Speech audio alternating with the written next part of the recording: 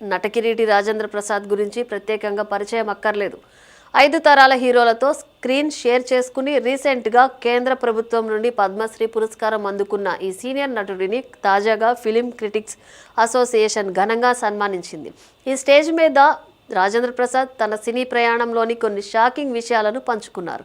ముఖ్యంగా legendary director K Vishwanath తనను చెంపదెబ్బ కొట్టిన విషయాన్ని బయటపెట్టారు. రాజేంద్ర ప్రసాద్ కెరీర్లోనే ఒక క్లాసిక్గా నిలిచిపోయిన ఆ నలుగురు సినిమా జ్ఞాపకాలను గుర్తు చేసుకుంటూ ఆయన ఎమోషనల్ అయ్యారు.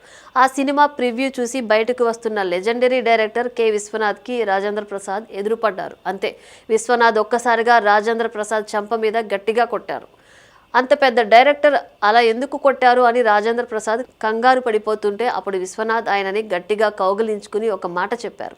నీ దుంపదగా ఒక్క ఫ్రేమ్లో అయినా రాజేంద్ర ప్రసాద్ కనిపిస్తాడేమోనని సినిమా అంతా వెతికాను, కానీ ఎక్కడా నువ్వు కనిపించలేదు. కేవలం ఆ పాత్ర మాత్రమే కనిపించింది. నువ్వు నేర్చుకున్న నటనను అంత పర్ఫెక్ట్గా వాడుకున్నావు ప్రసాద్, గాడ్ బ్లెస్ యూ అంటూ విశ్వనాథ్ దీవించారు. ఆ దెబ్బ తన లైఫ్లోనే దక్కిన అతి పెద్ద అవార్డు అని రాజేంద్ర ప్రసాద్ గర్వంగా చెప్పుకొచ్చారు.